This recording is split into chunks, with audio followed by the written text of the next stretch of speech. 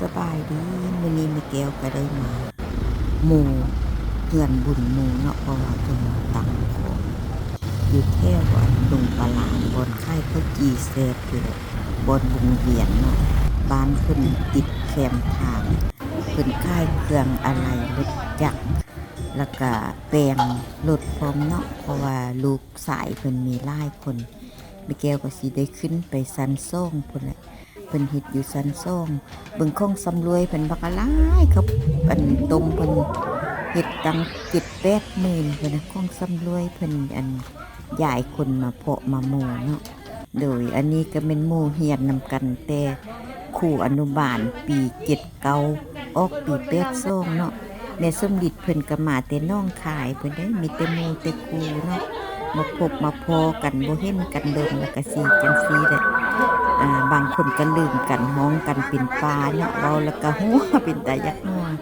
อันนี้ก็เจ้าของบ้านเพิ่นเนาะแม่คำมนิดโดยเพิ่นก็ผู้งามเด้ได้ล้านตั้ง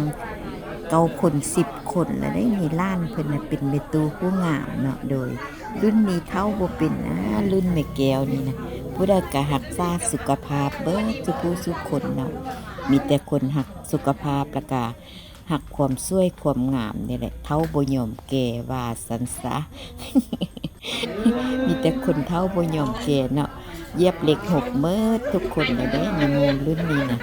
เว้าแล้วก็หัวนกทายฮูกก็บ่เป็นตาหนกเพราะว่าลงห้องกันเป็นปลาเนาะลืมกัน ลืมกันแล้วก็ลงห้องกันเป็นปลาหมู่ว่าห้อยห้องเฮาเป็นปลาเฮาสิเมื่อได้ว่าซั่นนี่ พอหมู่แล้วก็สิไปกินข้าวอยู่สันตะลางเนาะเฮือนเพิ่นก็อยู่แคมทางแต่ว่าก็จัดได้งามอาหารเพิ่นสั่งมาแล้วเป็นหานกุหลาบเนาะอาหารกุหลาบเพิ่นก็เฮ็ดอาหารแซ่บเป็นหมู่เดียวกันแล้วก็เป็นเสี่ยวหักเสี่ยวแพงของแม่คำมนิดแดโดยอาหารเพิ่นก็มีหลายอย่างเนาะมีลาบปลาตองสุกลาบปลาตองดิบมีเครื่องกับผักผู้ใดมักกับผักเนี่ยโอ้ยสะใจเนาะแล้วก็มีไส้อั่วมีแจ่วหน่อไว้แล้วก็เจ้าของเพิ่นว่าอันนี้แม่นลาบปลาตองสุกเด้อหมู่มากินเด้อว่าซั่นนี้แล้วก็มีน้ำข้าวปุ้นมีน้ำว่านบัวลอยเนาะน้ำว่านบัวลอยนี่แซ่บเพราะว่า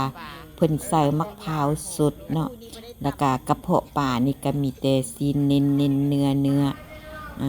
พากันกินเนาะกินข้าวฝือนี่เพิ่นเฮ็ดเองว่าซั่นเจ้าของบ้านเพิ่นเฮ็ดเองเพิ่นซื้อดุกหมู30 โลแซ่บเป็นกวางพยากละมาเด้อมื้อนี้นะ ลูกปลาลาดลูกเป็นหัวถึงแล้วลูกปลาลาด แม่นเดี๋ยวนี้จะดูปลาตอนนี้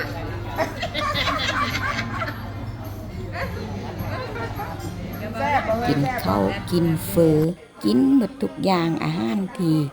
มีกินแล้วก็ลมกันเว้าหนัวหัวมวนแท้มวนบานน้ำตาจนลังจนไหลเนาะฮอดเวลาแล้วก็สิได้กลับพอดีกลับมาฮอดนี่หมู่ผู้หนึ่งเพิ่นสว่า5ก็มาก็เลยว่าบ่ได้ม่วนนำหมู่สำเนาะแซงอรุณมาซา ลาก่อนบ๊ายบายคลิปหน้าพบกันอีก